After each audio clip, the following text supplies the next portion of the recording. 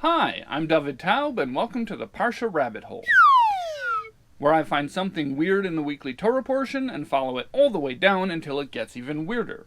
This week's rabbit hole explores the perception of color in ancient civilizations, and whether Queen Esther was green, and whether the color blue even exists. Reality, man, reality. But, as always, we have to get there. This week's episode is dedicated by the Blue Slide Balabustas in honor of their dear, brilliant friend Dina, whose birthday is on the 5th of Adar. This dedication is kind of a special one because the people who sponsored it made a rather audacious demand, specifically that the topic of this week's rabbit hole had to somehow connect to their dear, brilliant friend Dina. Fortunately for them, their dear friend happens to also be my dear wife, Dina Taub, which is why this week's episode is all about colors. This week, from the wonderful world of make-believe, an adventure in color. And I think that for anyone who knows her, that'll make sense. If you want to dedicate an upcoming rabbit hole or make a small donation to help me keep on digging, go to creativejudaism.com/donate. Okay, let's get started. As I already said, this week is going to be all about colors. The last few Torah portions have dealt with the building of the Mishkan, the portable temple used in the desert, and also the crafting of all the stuff that was used in the Mishkan. There was a lot of artistry and craft involved in all of this, and so colors have been popping up a lot. This week's Torah portion, Parshah's Pekudei, is no exception. It's not the most colorful Torah portion in this bunch, but colors still make several appearances. And one particular color that pops up in this week's Parsha, as well as in a lot of other places in Torah, is Techelis, which is usually translated as some sort of blue. But something about the colors mentioned in Torah that's fascinated me for a while is that they're kind of hard to pin down. Brown, blue, yellow, green, orange, red. They seem to mean different things in different contexts, and we'll get into the specifics of that a little bit later. But there's a popular idea floating around the internet that complicates things even more. That up until very recently, human beings couldn't see the color blue.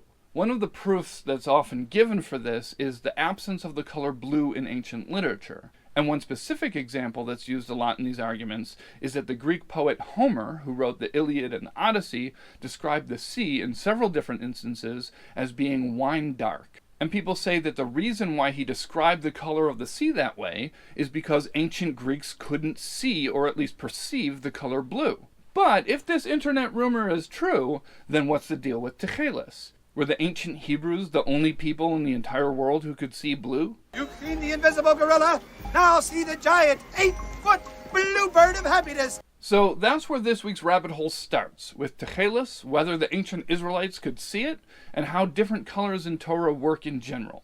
You ready? Let's dive down the rabbit hole. Okay, so first let's clear up the ancient civilizations couldn't see blue myth. And it is a myth, it's not true. The color blue shows up in cave paintings and other very early art. Blue pigment was rare and hard to come by for a long time, so it didn't show up a lot, but it did exist and it was valued. For example, Egypt was famous in the ancient world for its blue pigments. But even though this idea that ancient people couldn't see blue has been thoroughly debunked, it actually evolves from a much more interesting idea, which is that cultures develop words for colors based on what's culturally significant to them. This kid had to learn everything the hard way. And when he was cold, he turned blue. When he discovered fire, he discovered a nice warm red. And then when he found out you mix yellow with blue, it gave him a very nice green. In the late 1960s, there was a book written called Basic Color Terms that proposed that all languages follow a predictable pattern in how they develop words for different colors, starting with just black and white, or just light and dark. Black, gray, white, white, gray, white, black. And then eventually getting more and more specific in a predictable pattern, with blue being pretty late.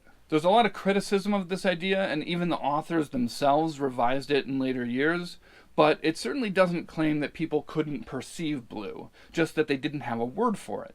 But we definitely had the word Techelis a very, very long time ago. So then the question is, what does Techelis mean?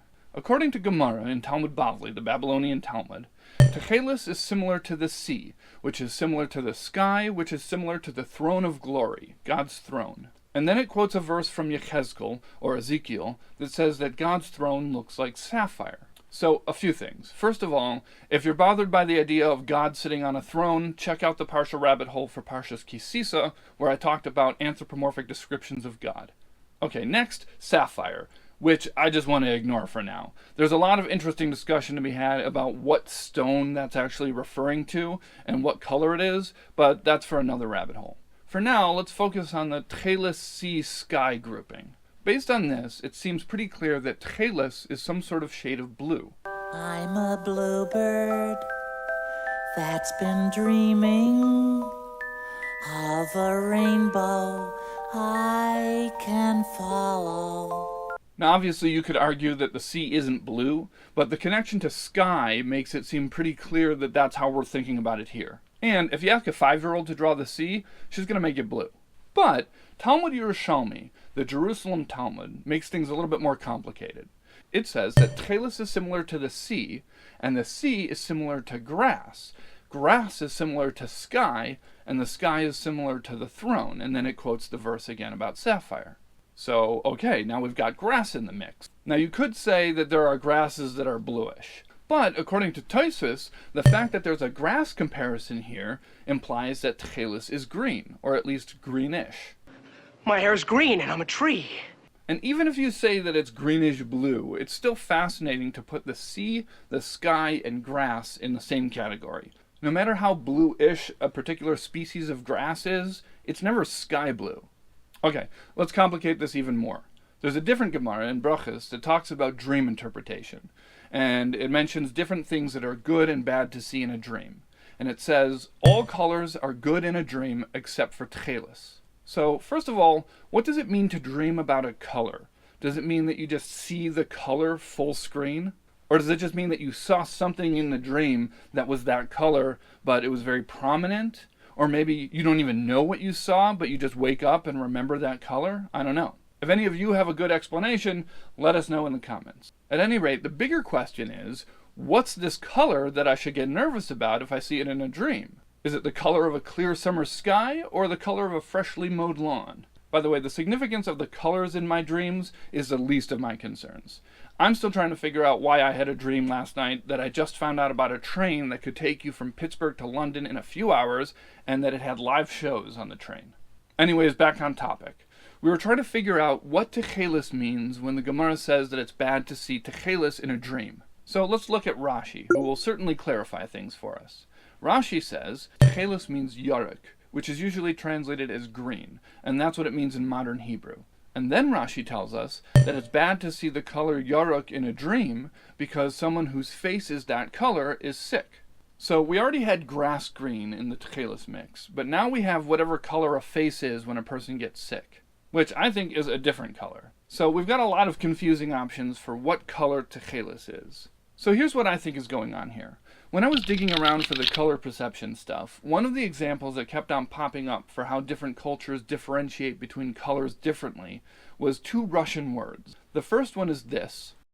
Голубой. And the second one is this. Синий. As you can see, Google translates both of those words as blue, but they're actually 2 different blues, or more accurately, 2 different ranges of blues. Now, obviously, we English speakers are able to perceive these as distinct colors, or at least distinct shades. We just don't have different words for them, unless you work for a crayon manufacturer. But most of us would just use the word blue with an adjective, dark blue, light blue, sky blue, etc. And even then, we wouldn't necessarily group them the same way that Russian speakers do. For us, it would be up to our own personal perception, rather than a distinction baked into our culture. The best example I saw of how all of this could actually make a practical difference is this map of the Moscow Metro. For an English speaker, those 2 blue lines would be very confusing. If there are any Russian speakers out there watching this, please share your thoughts on this in the comments. Okay, so how does all of this connect to Tchelis? What I think is going on here is that obviously the actual Tchelis pigment that was used for various mitzvahs was one specific color. But that color lies somewhere within a unique continuum of colors which are not normally grouped together in other cultures. But they are one category of colors in our culture. And then, of course, as with everything in Judaism, we get different opinions as to which of the colors within that range Tchelis is. The best example, in my opinion, of a range of colors that I think most of us wouldn't necessarily group together under one name, but are grouped together under one name in Torah, is yarok. I mentioned before that yarok is usually translated as green, and that that's what it means in modern Hebrew. But throughout Torah sources, it can mean a lot of different things. There's a pretty famous Gemara that says that according to the opinion of Rabbi Yeshua ben Karcha, Queen Esther from the Purim story was yarok, but a strand of kindness was drawn down upon her. And so from that we get one of the most popular things for kindergarten teachers to teach about the Purim story, that Queen Esther was green. So the question that people ask is, wait a second, she was green? It's not easy being green. So according to Rashi, yeah, she was green. Rashi connects this to the rest of the discussion there, which is about Esther's other name, Hadassah, which means myrtle. So Rashi says that she was yarok like myrtle. So that definitely seems like she was green. And Rashi says that that's why she needed this strand of kindness from Hashem, that even though she was green, she was perceived as beautiful by King Achashverosh. But, like I said, yarok is a pretty flexible word. I think the best example of that is from the Talmud Yerushalmi. It's talking about yarok in connection with tsaras, which is a disease that comes up in Torah. I'll probably do a whole tsaras rabbit hole later on, but that's not for now. Anyways, this is what it says there. What is Yerakrak Shebiyerukim? Which I'll translate as the greenest of greens, even though we're about to find out that that's not a great translation.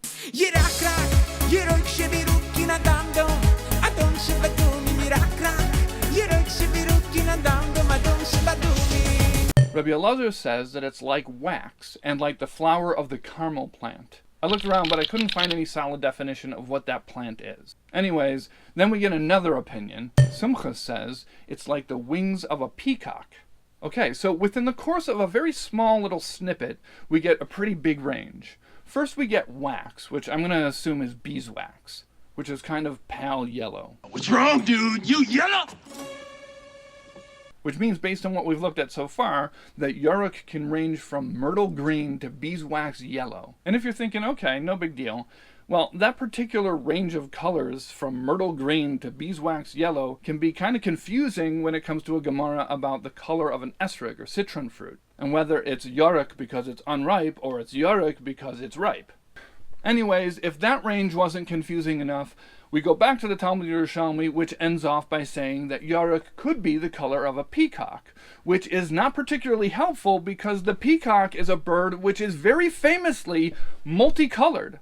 The following program is brought to you in living color on NBC. So I don't even know which color the color of a peacock is supposed to mean. Thanks a lot, Sumchus. But, just to make our conversations of colors even more complicated, I'll just toss in here that the vibrant blues and greens of a peacock's feathers are not actually blue or green. They just look blue and green. It's called structural coloration, where instead of the feathers having a blue pigment, the molecular structure of the feathers makes different wavelengths of light that bounce off of it recombine back together into blue light, which is what you see. Or something like that. Honestly, I don't completely understand it. Okay, let's get back to Queen Esther being green. I've seen a few different places on the internet that try to deal with the Green Esther situation by using this wider spectrum of yarok. But when I was digging around, I found an explanation from the Ben Ish Chai that puts a different spin on it that I hadn't seen before. He says that Esther had a glow that was kind of greenish, or whatever yarok was, and that glow made her beautiful, and that there are precious stones called almas, which have a similar type of glow, and that they're extremely valuable because they're so rare. Okay, so there are a lot of cool things about this, but first, what does almas mean? I did a little digging and found out that it's the Arabic word for diamonds. الماس. So, according to this, Esther had a greenish or yellowish or peacock-coloredish glow that made her beautiful the way that diamonds are beautiful, which is a really different way of looking at it. And you don't have to make it not be a weird color, because if it's a glow, it doesn't matter what color it is, it's beautiful. And then according to this, that strand of kindness that was bestowed upon Esther wasn't something else that was there to counteract the greenishness that made her not beautiful. The strand of kindness was the green glow. Alright, now I'm going to switch gears a little bit and get back to the Mishkan. When I was digging around for color stuff related to the Parshah, I found an interesting piece from the Zohar based on a verse from a little earlier on in the story of the building of the Mishkan. In Parshas Truma, when Hashem is giving Moshe Rabbeinu, or Moses, the detailed instructions of how to build the Mishkan and all of its accessories, Hashem says, "See and make it like the pattern or template shown to you on the mountain." So even though based on everything else in the rest of the story, it seems like the instructions were verbal, this verse seems to suggest that there was a visual representation that was shown to Moshe. There's a Gemara that says that he was shown the different objects in fire, which is very cool. But the Zohar gives a similar account, but with a little more color. It says that when Hashem commanded Moshe about the Mishkan, he had trouble comprehending it. So Hashem showed him everything. How? With a white fire, a black fire, a red fire, and a green fire. But even after all of that, Moshe Rabbeinu still had a hard time with it. So why did I share that with you? Because multicolored fires. Cool. Fire, fire, fire. Okay, so over the past few weeks, my wife has been talking to me about an idea that she came across while she was learning Ramban. And in case you weren't paying attention earlier, my wife's birthday is coming up this week. So she's been talking to me about how something that she learned from Ramban, Nachmanides, made her think about this idea of how the Jews had just come out of slavery, and then they get tasked with building this ornate structure that involves a lot of artistry. They had done labor before as slaves, but they didn't have any art curriculum or enrichment programs back in Egypt. So it's pretty wild to all of a sudden throw some of them into the role of being artisans. So, while I was digging around for stuff about colors, I found an explanation from the Baal Shem Tov that connects this idea that my wife has been sharing with me with the multicolored fires that Hashem showed Moshe. This is what it says. It boggles the mind how that generation, without any skilled craftspeople, managed to build the Mishkan. Moshe Rabbeinu wasn't a craftsman, and he wasn't even shown the actual Mishkan and its accessories. Instead, Hashem showed Moshe the multicolored fires and then said, "Make a sanctuary for me." So, the Baal Shem Tov says that after Moshe saw the fires, he asked Hashem, "Okay, well, where do I get all these fires to build the Mishkan?" And Hashem answered, "No, this is a tavnis, a template. But you're actually going to make it out of wool that's dyed in all of these colors." So basically, they weren't expected to be able to instantly become expert artisans just by following IKEA instructions. The way it worked is that they were given an abstract spiritual template that was like the driving force behind the entire project. And then the Baal Shem Tov says that this is why the whole Mishkan story is repeated in the Torah, because it teaches us an important lesson in the service of Hashem and how each person can make themselves a merkava, a vehicle for holiness. So how does the Mishkan story teach us that? Because it's telling the Bnei Yisrael, hey, you were able to take the spiritual concept of a sanctuary for God that was illustrated through a vision of multicolored fires and translate that into a Mishkan made of wood and stone and metal. If you can do that, then it should be even easier to take all of the spiritual stuff that you learn and translate that into a human being, yourself. So what I love about this is that it doesn't actually explain how that translation from abstract spirituality to physical action takes place. The Baal Shem Tov just says that that's how Judaism works, and that the entire story of the building of the Mishkan teaches us just to trust ourselves that we can do it. And I feel like that connects really nicely to the color stuff that we were talking about before. Just because we don't know the word for a particular color yet, doesn't mean we can't still use it to make cool cave paintings. Alright, that's it. That's the rabbit hole. As always, questions, stuff I missed, comments. Thank you for following me down the rabbit hole. I can't give you directions on how to get out of here, but if you want, I could show you a map made of fire.